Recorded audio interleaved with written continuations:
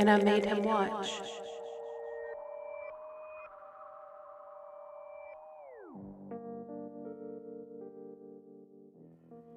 I'm tired. Yeah. Yeah. Me too. I'm tired. Yeah, I feel kind of lethargic. Sleepy, kind of. All that Mexican food we ate. Probably. Yeah. Well, hello and welcome to And I Made Him Watch, the podcast where I make my husband watch weird movies and we discuss how weird things really got. I'm your host, Dani Page, and here with me forever and always, my victim of marital bliss, my husband and filmmaker, Troy Allen. Hiya, babes. Hello. Hello. How's it going? It's good. It's been going really good. Yeah. Yeah. It's been a long week though. It has. It's a long week. Yes. I'm tired. I'm also tired. Yep. How do you feel about Spookies? And it was something, wasn't it? I think that's partially why I feel tired right now. Just sleepy, I guess. It was a lot. It was a lot. Made your brain melt a little bit, Oh huh? my god. It was so stupid. Yeah, I'm not very pleased with it. Oh, I'm sorry. It is what it is. It could be worse. True. Could be worse. Very true. So we watched the movie Spookies from 1986. In this gem of a movie, three couples and their autistic friend stumble across a fucking monster hostel, okay? The landlord is this dude trying to get his child bride back to life with the help of his pet. It's like this greasy emo Catman thing with a hook for a hand and cowboy boots. Anyways, there's zombies, there's running. Oh, she's still running away? Still running. Disappointment, rage, anger. Only for some aesthetically pleasing shots does this get a 1.5 out of 10. Interesting. Yes. I feel like a 1.5 is being generous. Well, after watching this for the third time, I think if it wasn't for the farting muckmen and the comic relief of Rich, this movie would have been at least a 5 out of 10. Yeah, yeah, that was definitely a curveball for sure. Anyways, it's a lot, right? It is. I'll explain why it's so much and what happened because there's some drama to it. Please do. Okay. Yes. The cast was pretty talented though. Like the acting skills of this group weren't too bad. Duke.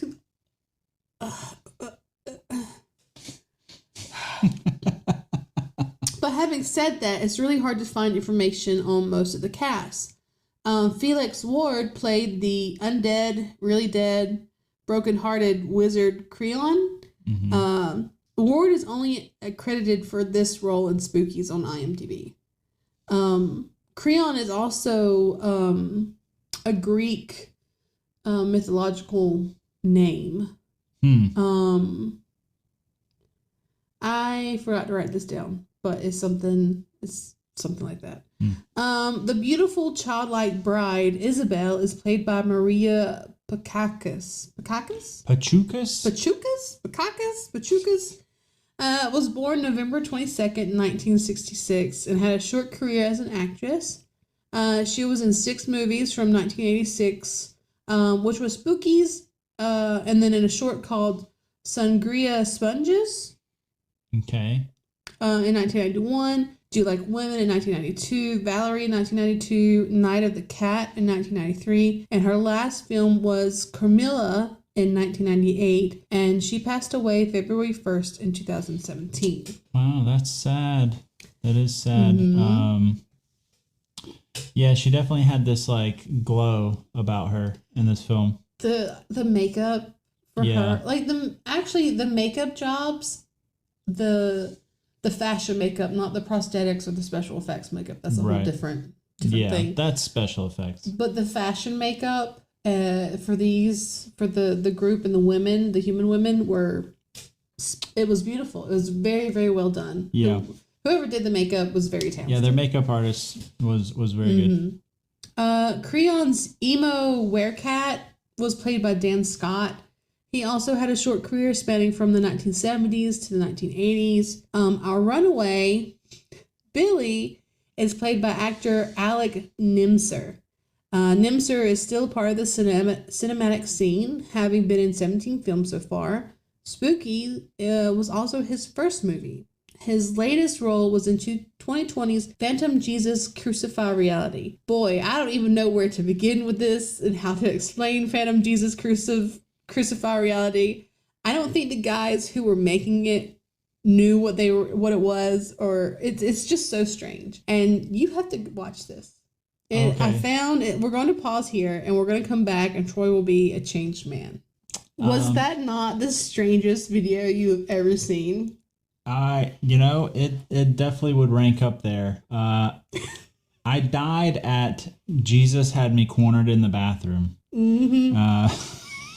So the whole movie is apparently Jax, the guy with the eye patch. Yeah. Has lost his job and has to live with his sister and her partner. And they apparently believe that the ghost of Jesus Christ is haunting them. Mm.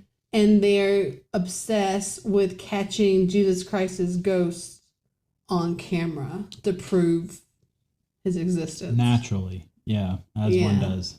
Uh-huh. Yeah. Please promise me you'll never make me watch that movie. Okay, never mind. I can't make any promise. I don't really want to watch it. So it sounds like you kind of want to watch it.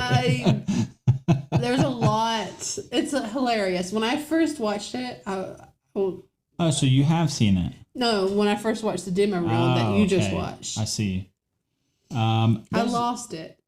There is a slight morbid curiosity there, but kind of the same way like when you're driving down the highway and you see a car crash and you can't help but look at it, you know.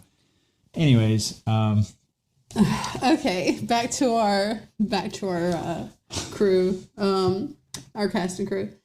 Creon and Isabel's son, Crota, was played by AJ Lowe. Spooky is his only listed movie. Peter was played by Peter Dan. He has 2 other movies in his career. Igor and the Lunatics from 1985, and then Killer Dead from 1992. Duke, who was played by Nick Gionta? Sure. Who was also in Killer Dead with Peter. His other movies are Spike of Bensonhurst from 1988 and Street Trash from 1987. Lisa Frade played Demonic Carol. She only has 2 other movies under her belt, 1985's Dead End and 1988's Dangerous Love. My beloved Sassy Linda is played by Joan Ellen Delaney, who was also in Igor and the Lunatics and Dead End with co-star Peter. The comic relief, Rich, was played by actor Peter Lasillo Jr. Lasillo was born March 27th in 1953 in New York. He had a long life career of an actor and comedian. His career began as a zombie in 1985's Day of the Dead, and his last role was in 2018, Whispering Pines. He passed away in 2017. Megan, I don't know why they named this person Megan. What kind of name is Megan? It is spelled Meegan. Megan. Anyway, Megan is portrayed by Kim Merrill. She has 2 other movies, TerraVision from 1988 and then The Company of Men in 2000. She also has produced two TV shows, a Wonder Drama Christmas in 2016 and then Wonder Drama in 2017. Anthony Valbero played Dave. This was Dave's only film, but he did a mini doc about making Spookies and the drama that ensued over it. It's called Twisted Tale, The Unmaking of Spookies. The only way to watch this doc is to actually buy the Blu-ray release of Spookies. Mm-hmm. Well, yeah, might have to. Who knows? We'll see what the future holds. Charlotte Alexandra, this is the only actor to have an actual wiki page from this movie, plays Adrian. Alexander was born in England in 1955. She began her acting career in 1972 in the Belgium film Les Bessus, which translates to the fuckers. What? It's a soft erotic film. Her most recent role was in a music video for the Drivers Era in Heart of Mine in 2021. Interesting. Very, very interesting. You know, poor Rich. You know, I was really, really rooting for Rich in this movie. Really? Yeah, kinda. We'll see. We'll see how that unfolds. Let's get into some drama.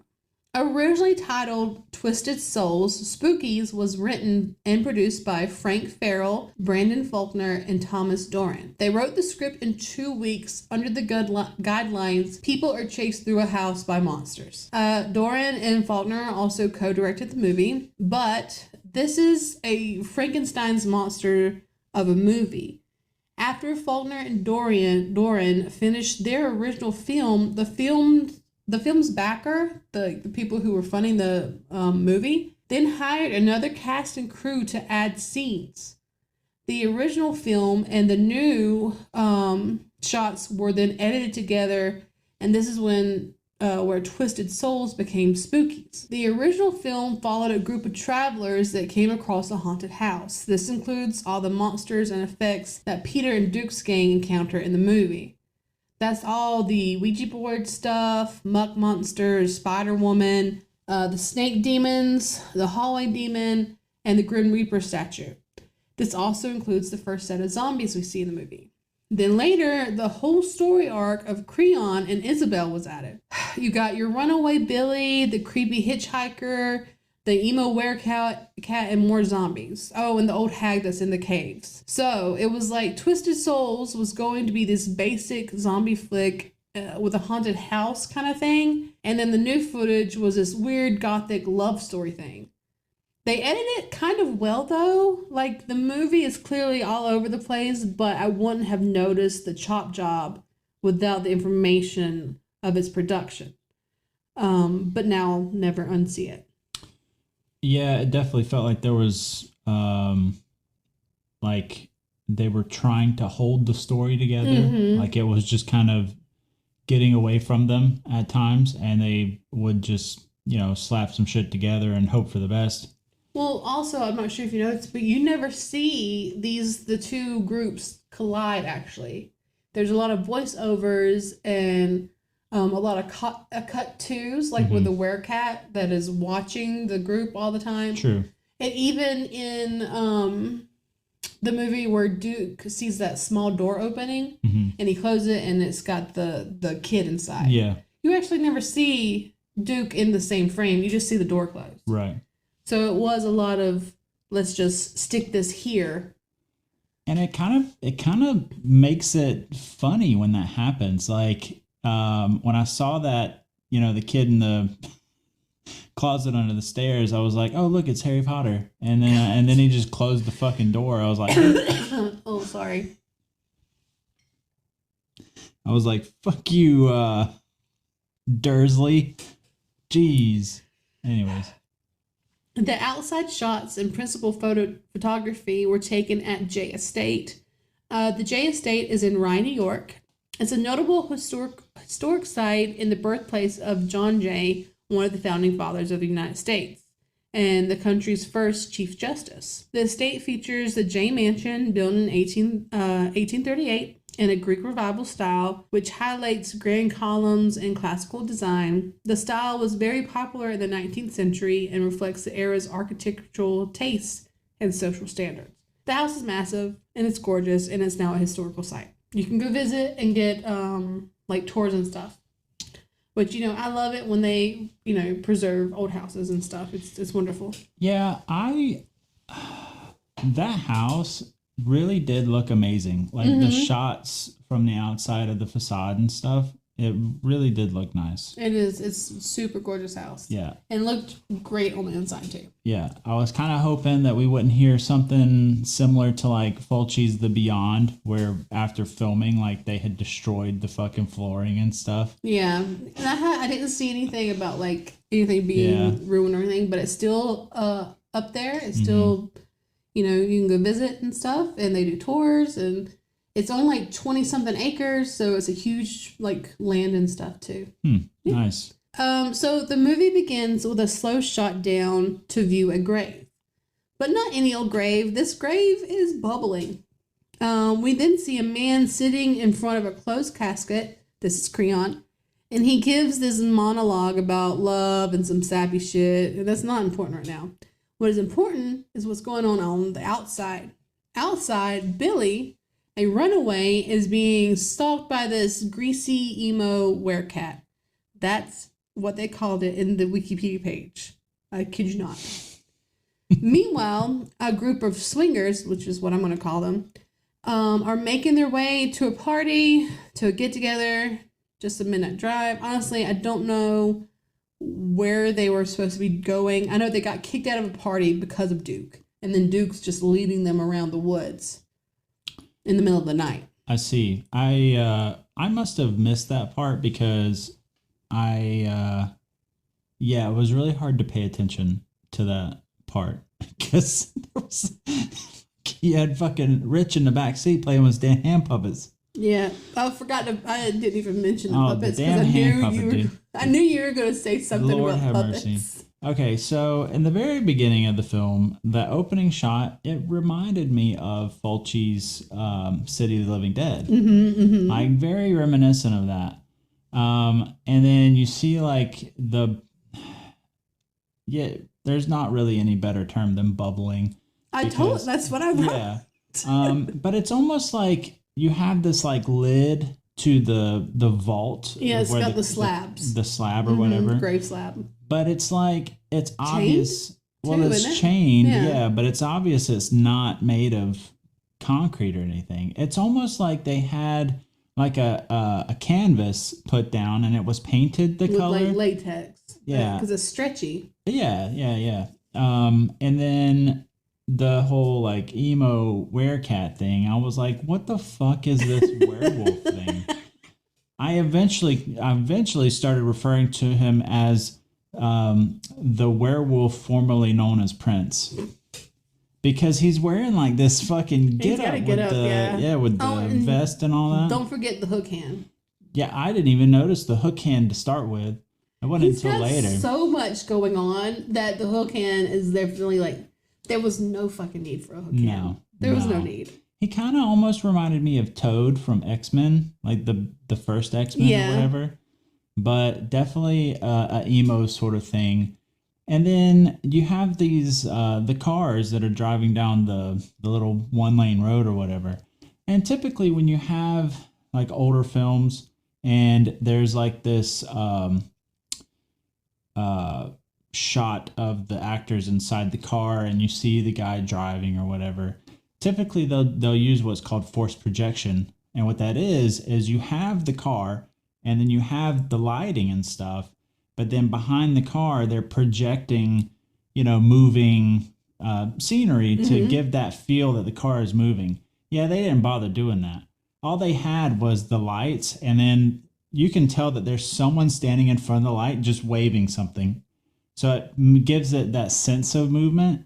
But then if you look to the sides of the car, you can see that the trees are literally just standing still. Like the car is not moving at all. And then you can also see like, typically what they'll do is they'll just kind of wedge a board underneath the car or whatever and use like a cinder block as a fulcrum and just kind of rock the car back and forth to give it that sort of like moving feel or whatever. And it's like, kudos on them doing it. And then top that off with Rich and his damn hand puppets. Yeah, Mookie is the puppet's name, I do believe. Mookie? I think. It's Billy's birthday, by the way, but his parents forgot. Hence the reason he's on the run.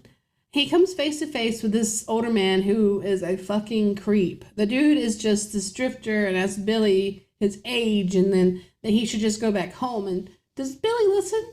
Nah. Yeah, it was like, kid doesn't think it's weird to find some random ass dude in the woods looking for a light for his damn cigarette. Like, bro, what are you doing here? I will admit, though, the lighting was really nice. And, that's saying something for the rest of the film.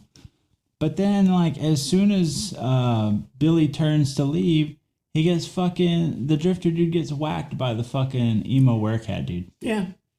Billy hits the road again, and as soon as his back is turned, the drifter is attacked by the emo werecat. I wrote that. I actually wrote that. Well, you know what? We're on the same page then. Yeah, we are. Sounds like. Back at the casket, the old man, Creon, has opened the casket to reveal Isabel, who looked extremely young compared to Creon. Creon kind of explains that he's been watching over her and making sacrifices to keep her alive. And Isabel is kind of like in this coma, trance, something. The makeup, though, Isabella's makeup is this soft, eternal, or ethereal, like goth kind of look. She's very pale. Her skin looks flawless and velvety. And the eye makeup is this dark peach with a shimmer. It's got this naturally tired. It's very delicate and translucent, but absolutely beautiful. Isabella reminds me of a Yoshitaka Amano character, and I put a little link there so you can look at his work. Okay. Well, to me, she reminded me of Winona Ryder's character in Edward Scissorhands. A little bit, yeah. Very fair skin, blonde hair, just very like mythical princessy feel, yes. So I thought that was pretty interesting. Just so beautiful. Yeah. Anyways, back on the road, the swingers, I'm not sure if they're really swingers, it's just easier to group them together like that. Mm-hmm. They're still on the road when the emo werecat causes a large tree branch to fall in front of the cars. He just kind of throws it. There are two cars, by the way. There's Duke's and Peter's, who have a little spat as they battle to be the alpha leader. Peter complains that they've been driving in circles for 2 hours, and Duke's like, I'm trying to find us a party, and you're too old to understand. And the group consists of a handful of college-age kids, and then Peter, who looks like he's probably in his 40s, maybe. Yeah, initially I was like, is Peter like their dad? The whole tree thing was so fucking funny, because I think Peter was like, what happened to the damn tree or whatever? And Duke was just like, oh, it grew there. Mm-hmm. And I just died laughing. But it took 3 of them to move this damn tree out of the way. It's like, bro, it's a little tiny ass tree. I mean, it wasn't a tiny branch. It's a decent sized branch, but yeah, it's easily to pull off. Yeah. Our boy Billy has stumbled across Creon's mansion, which has a front yard full of graves, by the way. Inside, he discovers what appears to be a surprise birthday party for him, complete with birthday balloons and streamers. There's even a card and cake with his name on it. When Billy opens one of the gifts, he finds a severed head whispering him happy birthday. Billy freaks out and runs away. There's also this vampire boy dressed in a monk robe that steals the ice pick from Billy's backpack. Yeah. When Billy's walking up to the front of the house or whatever, it really gives me Wes Craven vibes. Okay, yeah. Very Freddy Krueger. Because you remember in Nightmare on Elm Street, we see the very front of the main girl, the protagonist, the front of her house, and it's kind of bathed in this really, lavenderish moon glow sort of color. So that's what it reminded me of. And then, he doesn't think anything of this fucking this party in this abandoned house. He's like, oh, surprise party. For me? For me. Yeah, that's not really weird at all. Yeah, okay, come on. But then as soon as that baby starts fucking cooing, that baby doll, mm-hmm. I'd have noped out of there, dude. Just nope. Smell you later. Meanwhile, while Billy's having his birthday party, the swingers finally arrive at Creon's mansion and are being watched by the emo werecat. Did I mention that the emo werecat has a hook hand? I did. Okay. So let's introduce our swingers. We have Duke and Linda. Duke is the asshole of the group. He's supposed to be this Chad type of guy. Linda is this Jersey girl type. She's got these teased red hair, bright colors, and she's kind of sassy but still a girl's girl. Mm-hmm. And then Peter and Megan. Peter is this college professor type. You can tell he's been around for a while and has dealt with people like Duke before. Linda is much younger than Peter. She's like the smart college girl type that's dating an older man. And it's kind of gross. And then you have Dave and Adrian. Dave is a huge nerd, and Adrian is this snobby British woman that knows she's the hottest girl in the room. And then Carol and Lewis. Oh, there's 4 couples. Excuse me, I said 3 earlier. There are 4 couples.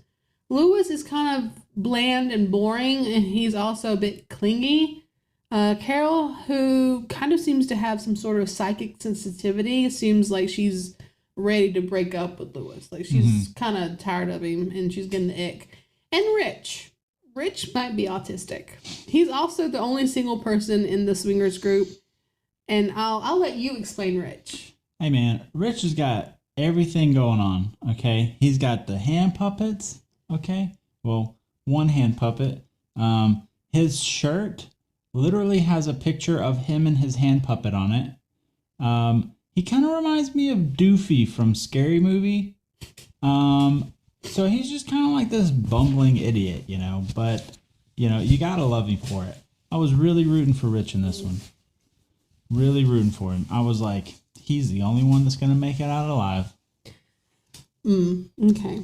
Well, while the swingers are exploring the mansion and being spied on by Creon, Billy is attacked and chased down by the emo werecat.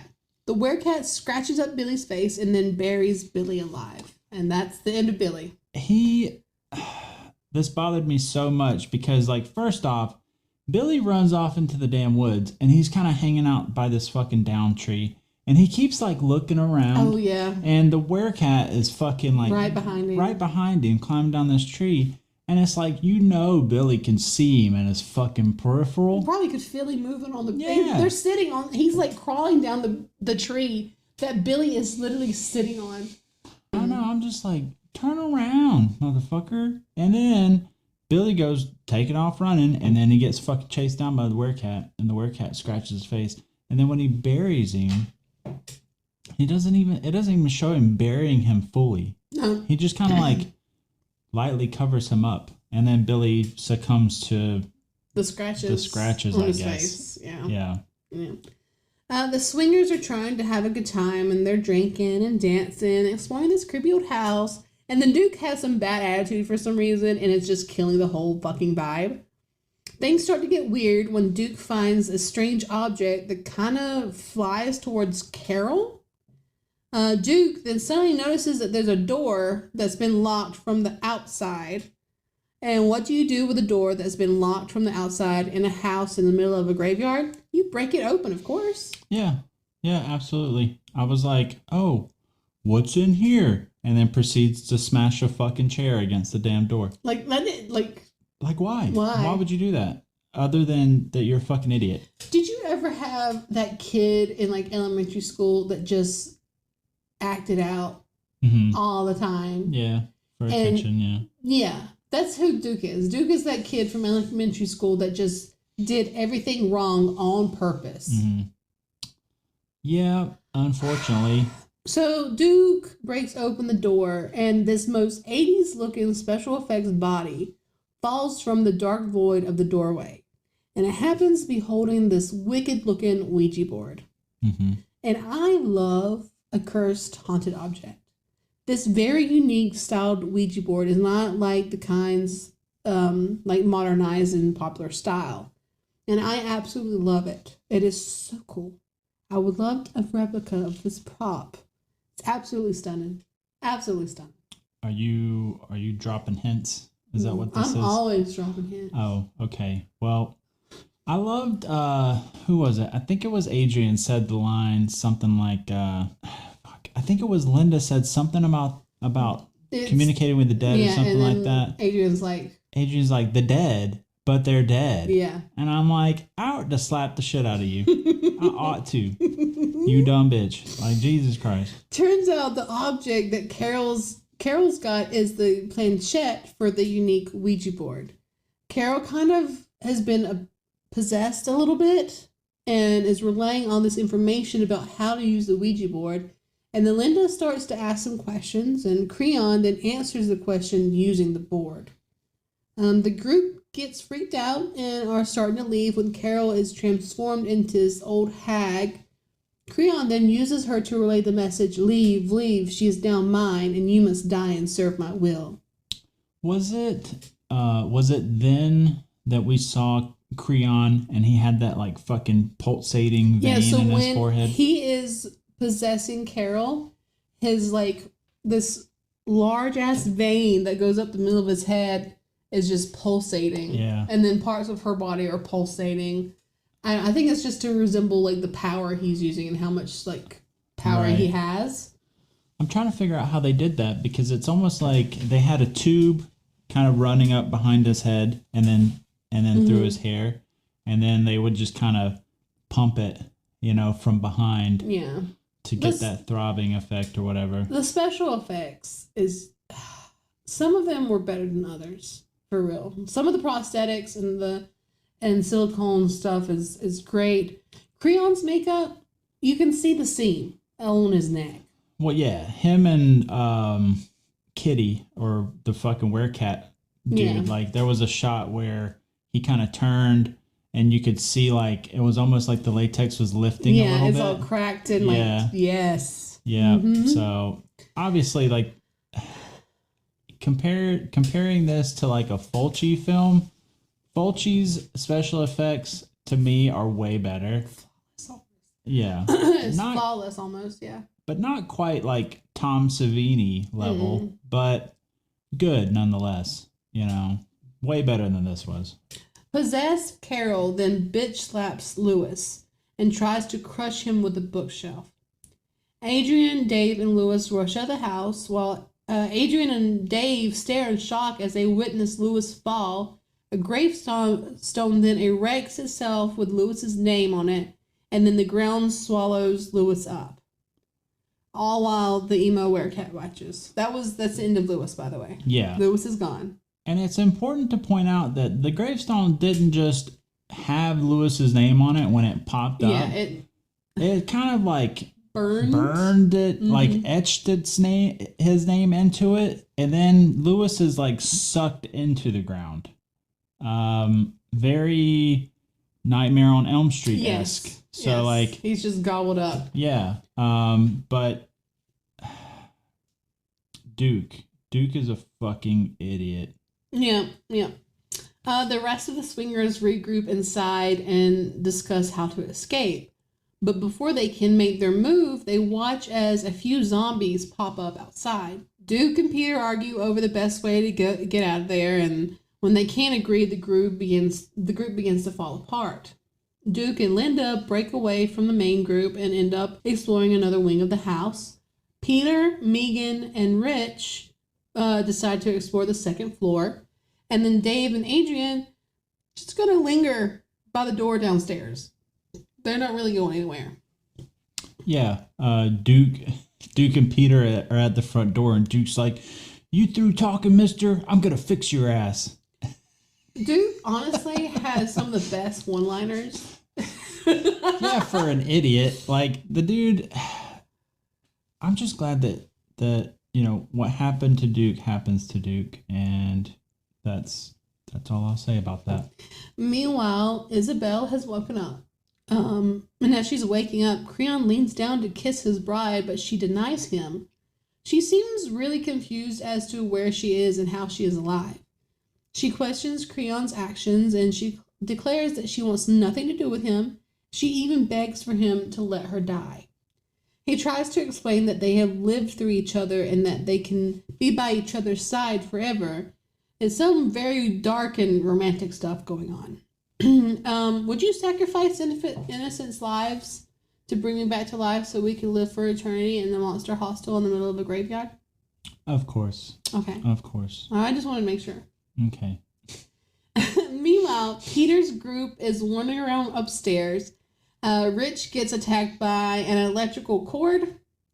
And Rich is supposed to be this comic relief for the movie, and I'm not sure why they thought this was a good idea. Because there's even like this bumbling like sound effect at some point. Kinda, yeah. It was at that point that I realized his shirt was a picture of him and the hand puppet. That's so stupid. Duke and Linda are also wandering around when suddenly a door opens. Duke then rushes the door and falls down a set of stairs. He's fucking... God.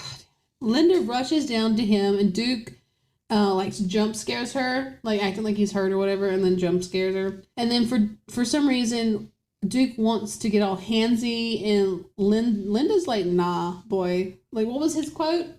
Boo, I'm a horny ghost. Yeah, it was like the Duke the horny ghost or something. It was at this point when I realized that Duke is an idiot. Yeah, he's not very bright. Yeah, he like found some sort of like a drop cloth or something like that and just kind of threw it at her as if to say like, yeah, we're doing this now. Yeah. And then our favorite muck monsters show their faces.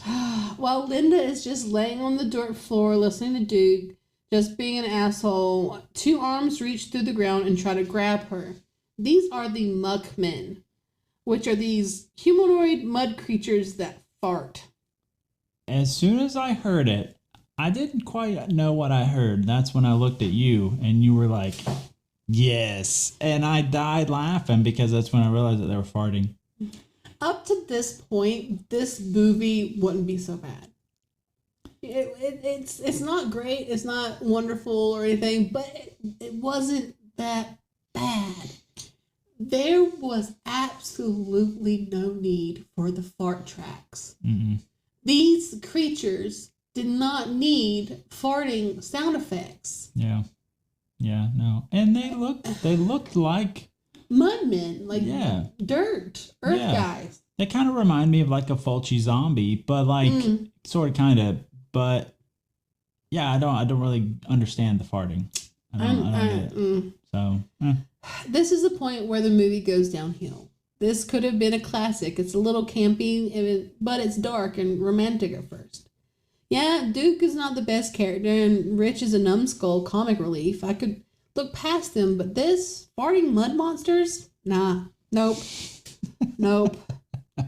The muck monsters attack Duke and Linda, and Duke, being a big man, he pushes Linda aside and tries to fight the muckmen. Then, struggling with one of the muckmen, Duke is able to push him into a puddle of wine, for some reason, is the muckman's weakness.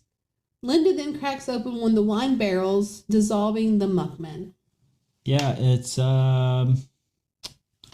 pretty cliche. I don't even know what to say. No thoughts? No, not really. That's pretty stupid. Downstairs, Dave and Adrian are driving each other crazy.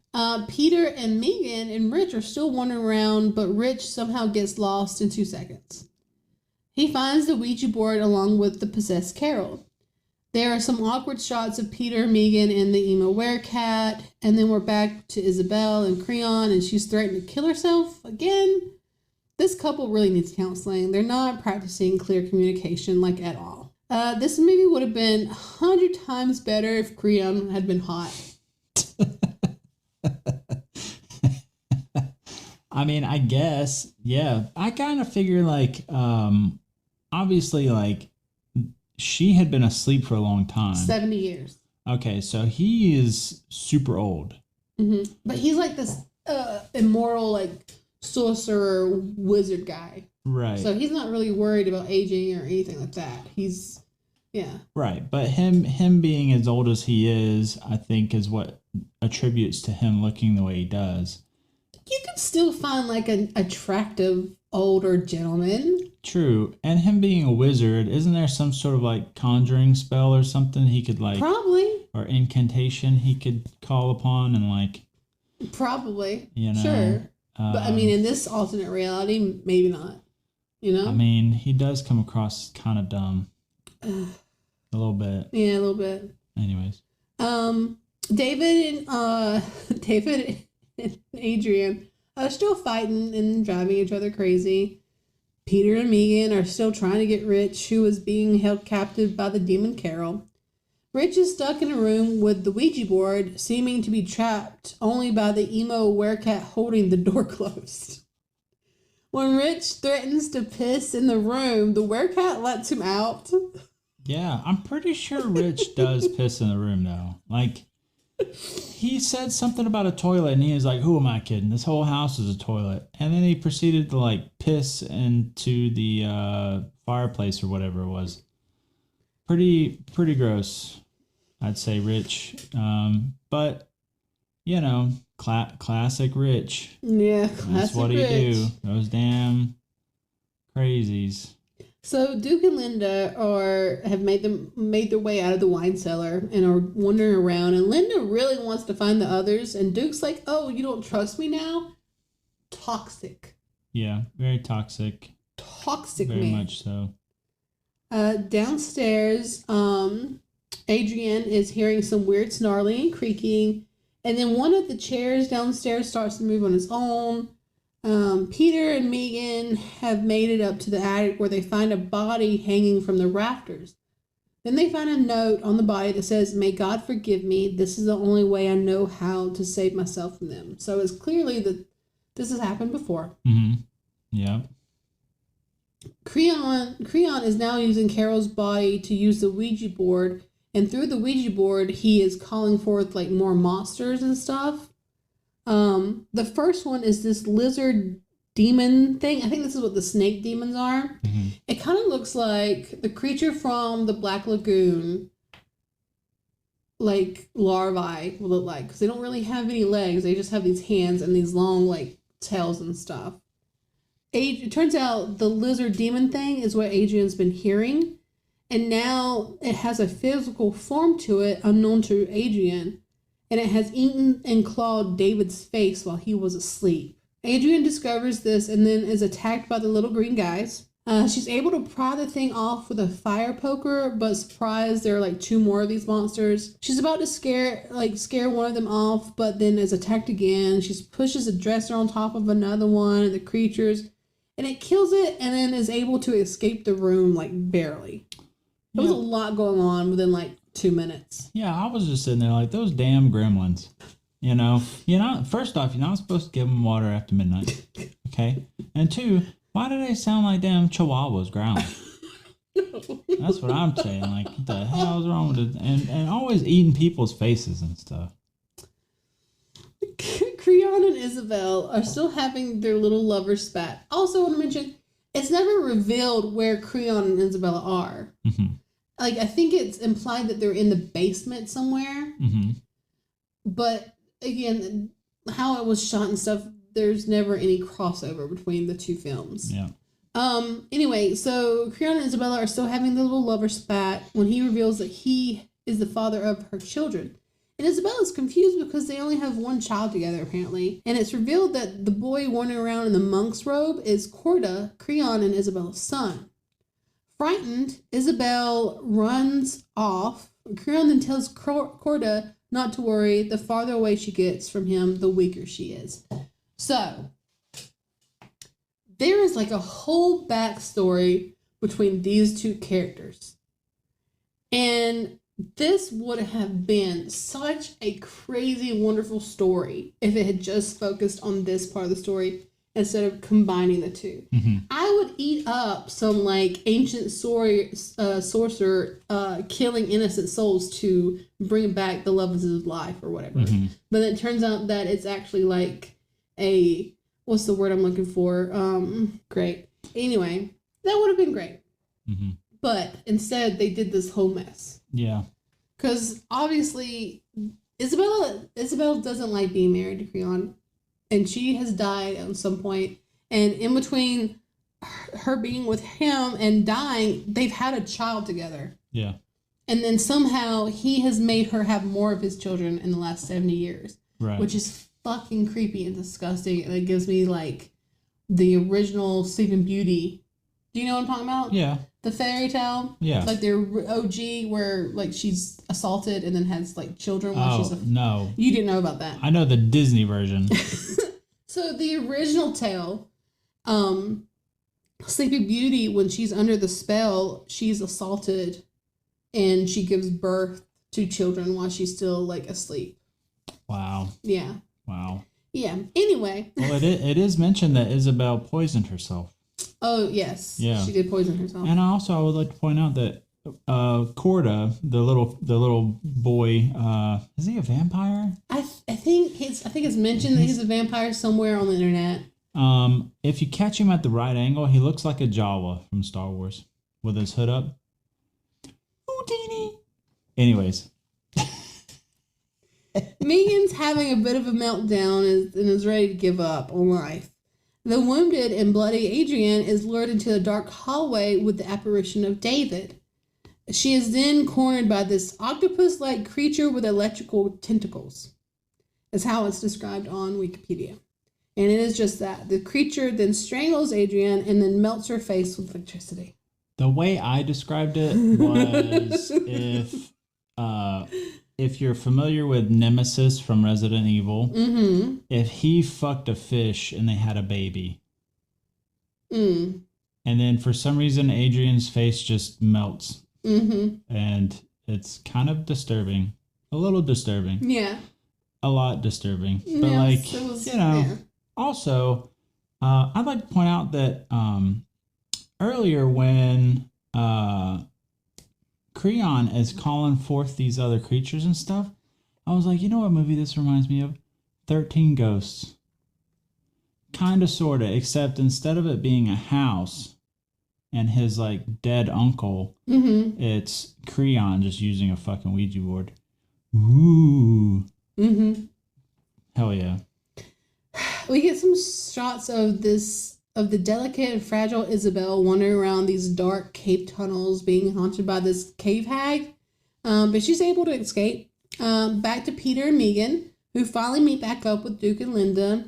And they then explain what happened with the Muckmen. And guess what? Duke and Peter start fighting. The toxic masculinity and the alpha bullshit gets so old so fast. Mm-hmm. Rich is somewhere wandering around and meets this mysterious woman. She leads him into her room, which happens to be covered in spiderwebs. This is where I get that hostile kind of feel idea, because it seems like there's a bunch of different types of monsters living in this one area. Because mm-hmm. it's implied that Creon is calling forth these monsters, but mm-hmm. we don't see it every time he's calling forth these monsters. So I think some of them have been there for a while. But, True. Peter and Duke are still fighting at this point. And they're fighting all over the place. The room where they're throwing down right now is just so happens to have this large stone statue of the Grim Reaper. And guess what? Demon Carol then uses the Ouija board to summon the Grim Reaper. The statue comes to life and begins to attack the last two couples. Duke is knocked out, or he dies. I just see he's just thrown across the room. Well, we never see Duke again after this. Yeah. So he's thrown across the room. Duke's gone. Linda's leg is slashed before the group can escape. And to get out of the room they're trapped in with the Grim Reaper, Peter dives headfirst into the door, breaking through the other side. Peter's not about to stand around and die. He's really using his head. It was a scene or two before this when I was I really do feel like Rich is the only one that's going to make it out alive. I was really rooting for Rich right now. And then, bad times. We'll get into it right now. Back with Rich. The woman tells him that she's been trapped there a while, distracting him from the large spider climbing up his back. Rich struggles with the spider until he is trapped in a large spider web. The woman then reveals her true form of being an arachnid woman. Yep. Definitely not Spider-Gwen, but, no. Oh, man, that was tough. Rich's guts are then sucked out of him by the arachnid woman, and he dies. Mm-hmm. Peter and the girls are chased from their safe room to a roof by the Grim Reaper. Peter, somehow by grabbing the Reaper's scythe, is able to push the Grim Reaper off the roof, and then the Grim Reaper explodes. Yeah, so when Rich gets his gut sucked out, It kind of reminds me of Starship Troopers, where With the the fucking bug? the brain bug, and the dude gets his fucking brain sucked out. Mm-hmm. Kind of reminds me of that. And then I was like, hell yeah, Peter, you just threw the Grim Reaper off the damn roof like a boss. Kudos. Back inside, the trio discovers a statue that looks like Demon Carol. They also discover a picture of an old man holding the Ouija board from earlier. Then, for some reason, Linda sees this bottle on a shelf and goes over to it, stumbles. The bottle then falls onto the statue of Demon Carol, melting it with acid or something. Because Peter is just like, oh, what does he say? He says, hold on, that's acid. And then you just see the Carol statue thing just kind of melt away and stuff. And it's like, no shit, Peter. Wow. Fucking Captain Obvious over here.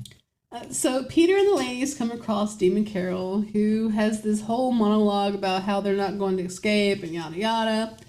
Creon decides that he doesn't need Carol anymore and releases her from his possession.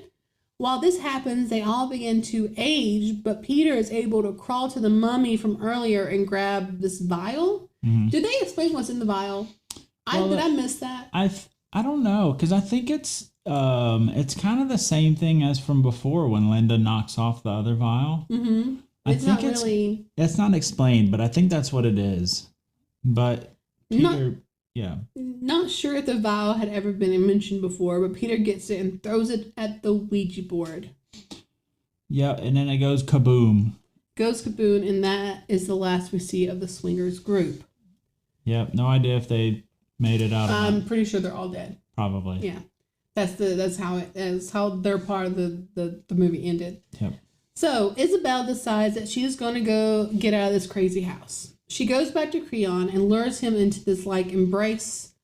And the moment she can, she stabs him in the head with Billy's ice pick. The rest of the movie, which is about 10 minutes at this point, there's still 10 minutes left of this movie, is of Isabel trying to escape the house, getting her clothes ripped from her body, and running from zombies. One of them even calls her Mama.